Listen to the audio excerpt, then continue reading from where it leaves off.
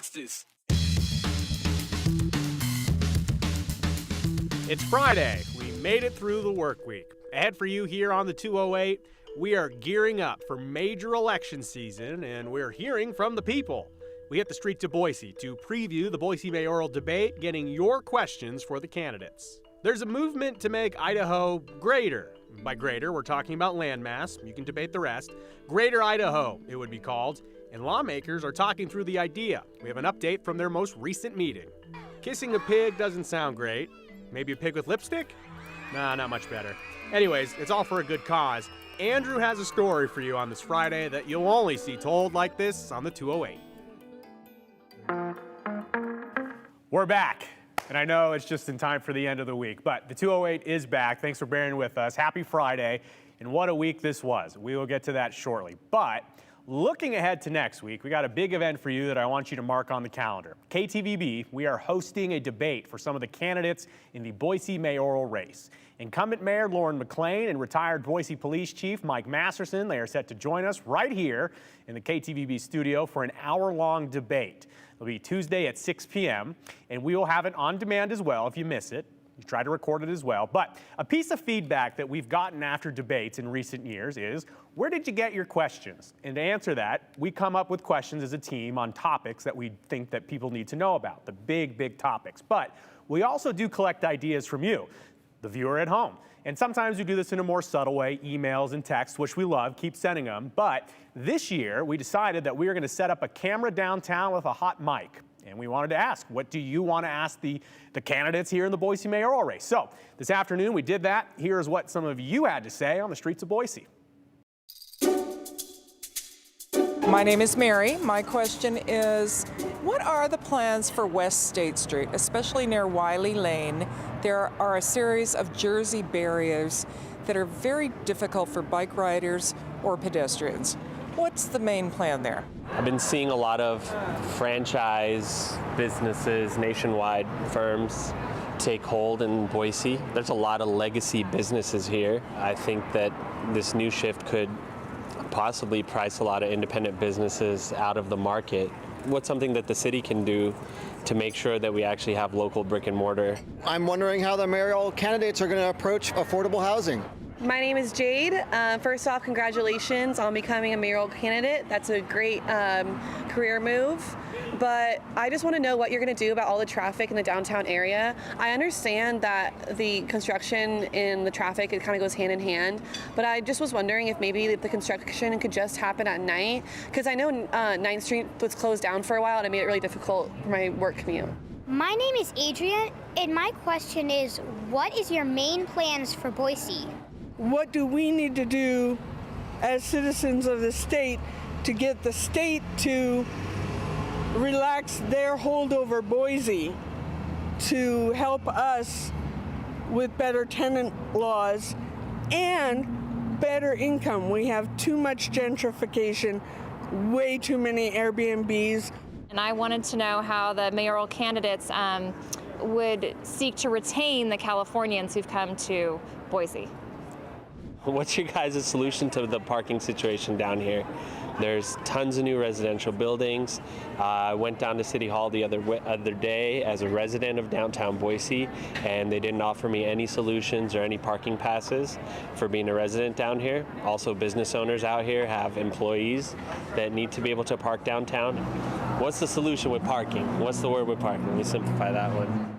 Hi, I'm Christina Patterson. I'm running for City Council in Eagle, but I have a question for the Boise mayoral candidates. I'm curious how, if at all, they'll be able to work with Eagle on growth and what plans we can do together to help maximize growth and maybe minimize it. So just a sampling there, and I will say thank you to everyone that came by. We also chatted with some of you that didn't want to go on camera. But to continue the conversation, please continue to send us texts or emails with your questions, your specific questions. We know the big topics out there, but if you have something very specific that you would like to ask maybe the future mayor of Boise, please send it our way, 208-321-5652. 5614. And we received some really good thoughts from you at home, and we're excited to bring you this debate. It's going to be on Tuesday right here on 7 from 6 to 7 p.m. You can also find it at ktvb.com, KTVB Plus, the KTVB YouTube page. Again, if you do miss it, we will make sure that you get your hands on it. This will be an hour-long commercial-free event. Those candidates right there going back and forth on the questions that you need to hear about coming up on Tuesday. All right, let's zoom out a little bit. The national scene, the latest in the battle for the Speaker of the House.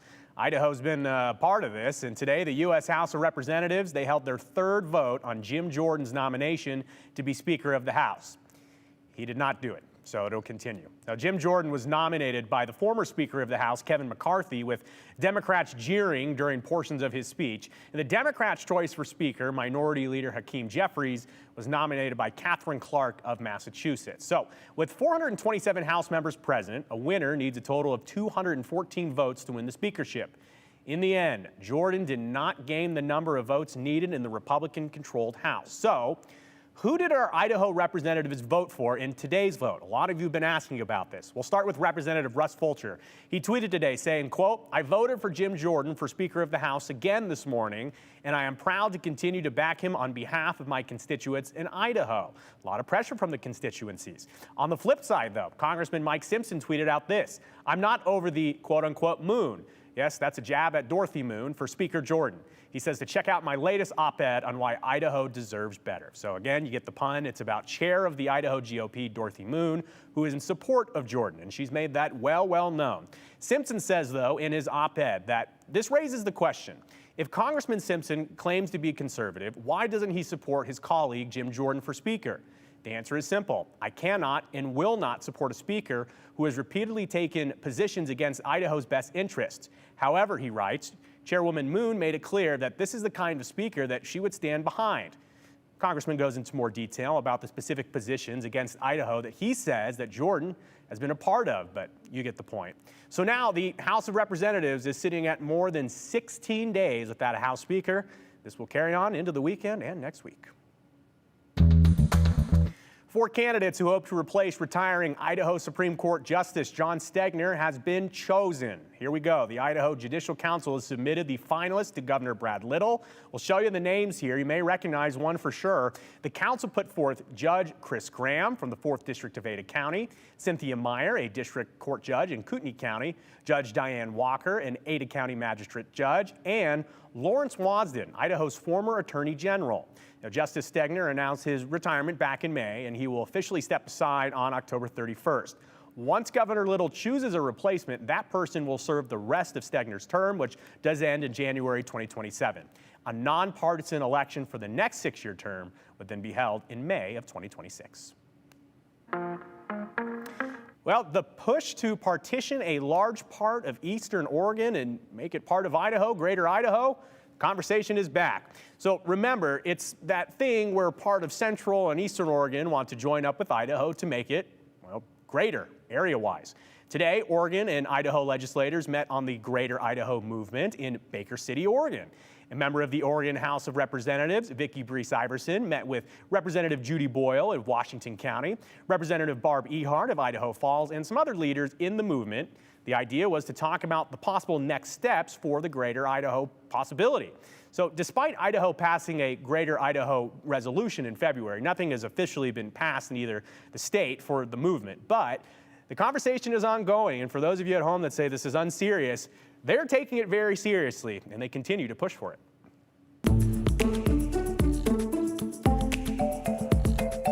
Wondering else what you might have missed around the 208? There's a lot going on here on a Friday. Scams, steelheads, chance to win $1 million. Our good friend Morgan Romero's got the 411. You actually think that you're speaking to the person, and the way they construct the whole scam is just like it's really happening in real life. That's Barbara Vaughn, and she got scammed. Vaughn believes the scammer used artificial intelligence software to sound like her grandson. Because of a sophisticated grandparent scam, she's now out $15,000.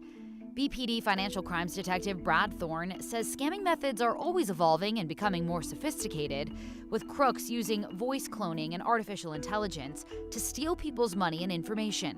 The root of all these scams is the same. They play off people's emotions. However, Thorne says it's hard to know whether the scammers are using AI or whether victims' emotions take over. Because you can take a soundbite off of YouTube, off of TikTok, off of any social media, and then you can take that and make it whatever you want with the voice cloning technology. That said, it also is, your mind is geared to make that connection. Here are some red flags to be aware of. A family member calling out of the blue with an urgent need for money and not letting you hang up the phone. If that happens, hang up right away and actually call the number you have for that family member. Families can also come up with a code word so they can ask what that word is to the other person on the other end of the line. The closed lane on westbound I-84 at Simcoe Road interchange will open again this evening.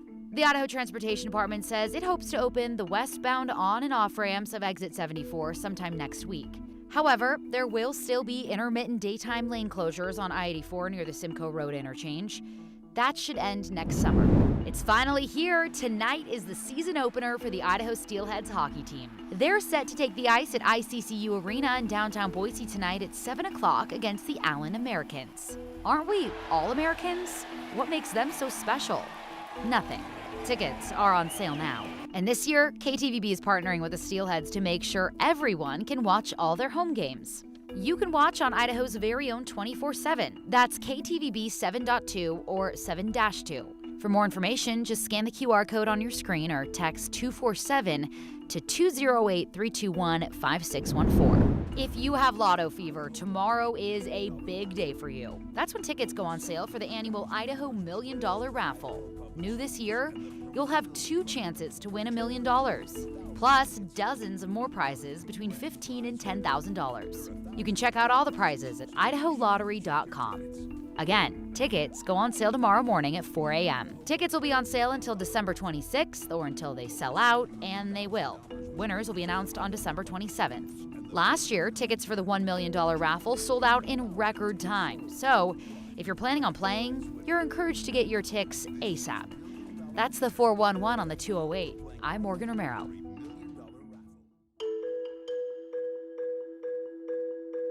Some people are willing to do bizarre things.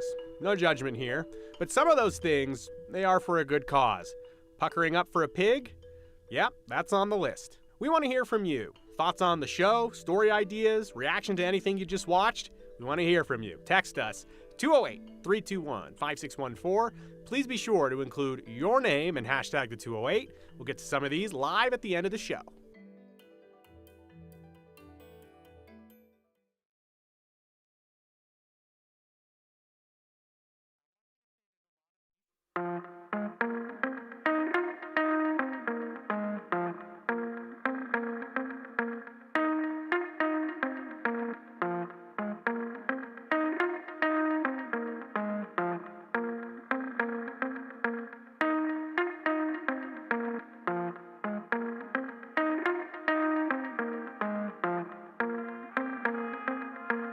One. Check, check. 1, 2, 1, 2.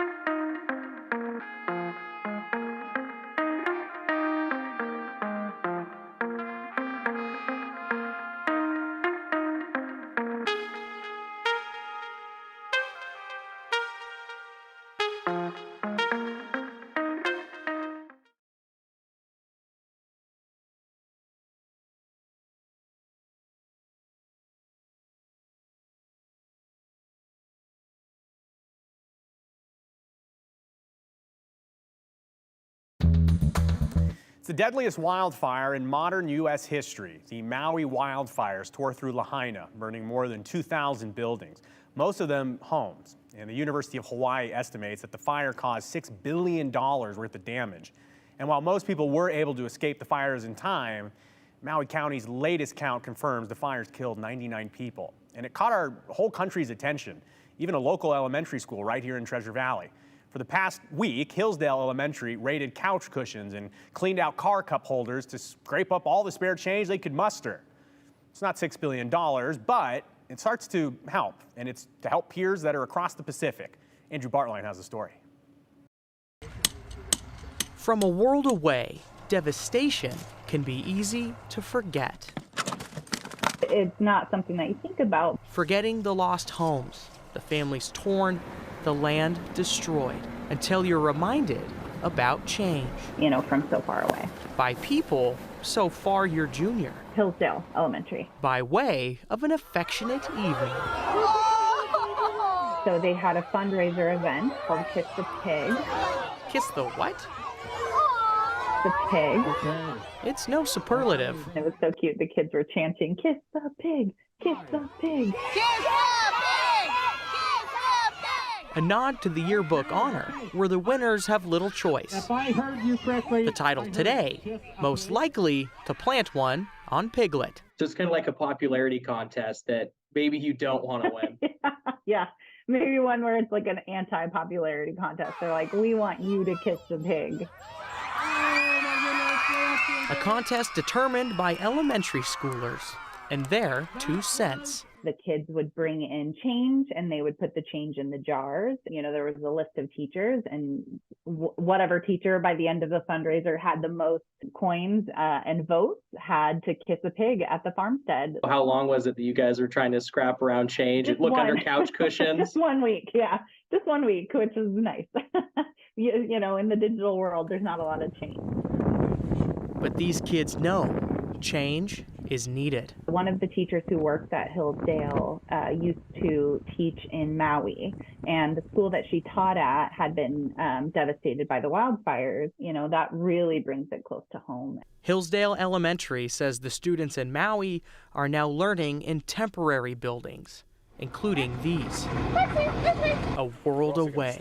People who are currently there whose lives have been turned upside down. But here at home, still able to make change. They raised about $1,300, I think, and then the farmstead, I believe, matched a portion of the fund.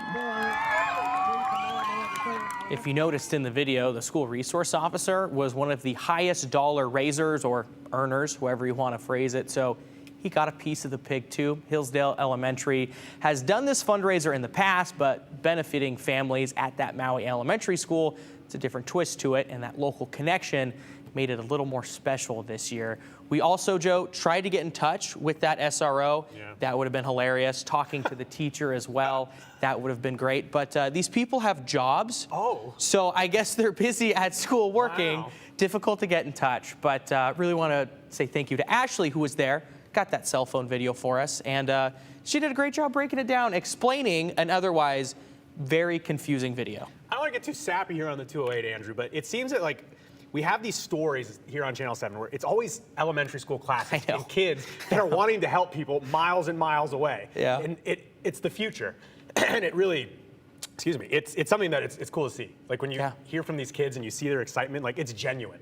Yeah. They're not trying to prove something on social media. And talking to Ashley, she loved it. One nugget she told me is her son's birthday is coming up. Oh. So it's me this week. She goes, no, it was cool to have a moment of let's help other people this week.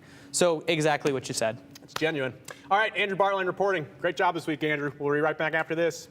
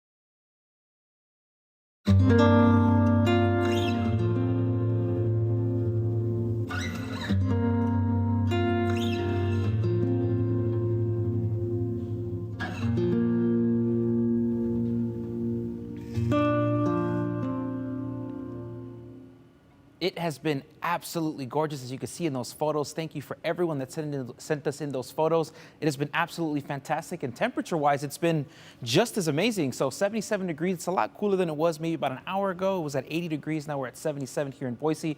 But as for the views, it's been absolutely fantastic.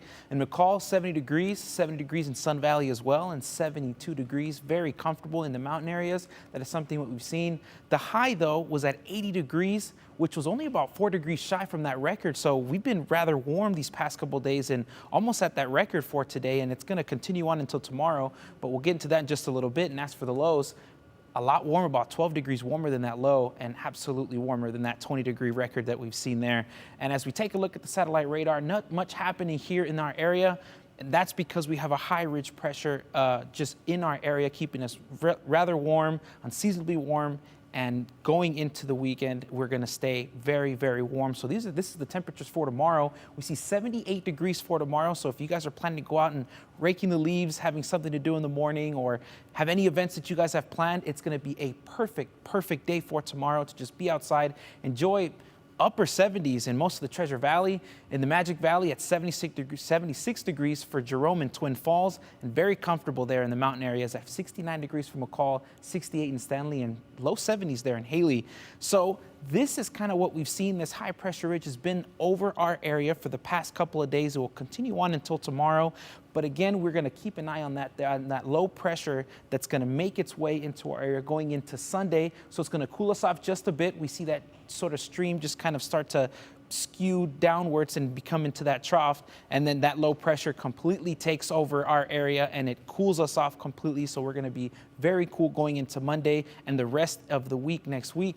So as we take a look at the Magic Valley forecast for tomorrow, 75 degrees in Burley, 74 in Twin Falls, and those upper 70s for most areas in the Magic Valley. In the Central Mountains, we see we're at 68 in Stanley, 69 in Sun Valley, and low 70s for Haley and Fairfield. And in the West Central Mountains, 69 degrees in McCall, 71 for both Donley and Cascade, 79 in Garden Valley, and 81 degrees in Riggins. As we take a look at the Treasure Valley, we see that we're in those upper 70s for most of the area, and at 76 degrees in Idaho City. Now, as we take a look at the 7-day forecast, we see we're at 78 degrees for tomorrow, a lot cooler there at 71 degrees there, with the possibility of some stray showers here and there for Sunday, and then really cool off with that low pressure making our way into our area at 68 degrees for Monday. And as we get later on into the week, we see some uncertain temperature, but it will drop. So going into next week, we'll keep an eye on those rain chances, and we'll be back with more on the 208.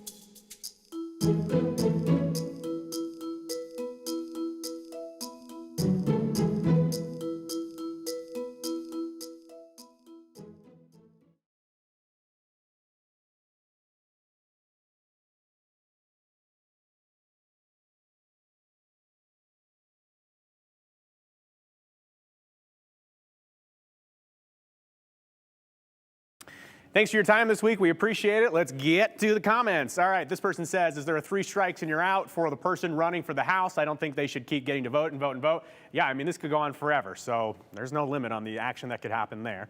Next question there, this person says, Mike Simpson is a disgrace to every Idaho native. He needs to go. Okay, that's one opinion there. Another opinion, I sent both a thank you email and phone message to Mike Simpson for voting against Jordan for Speaker. I'm sure he's getting plenty of flack, so I appreciate his courage. Okay, so 2 very different viewpoints there.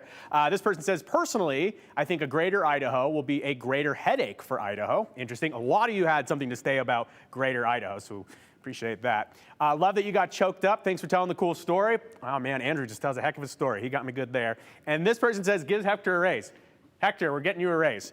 Also, Hector and I will be on the Saturday morning news tomorrow, so we will see you then at 8 a.m. All right, folks, have a great weekend.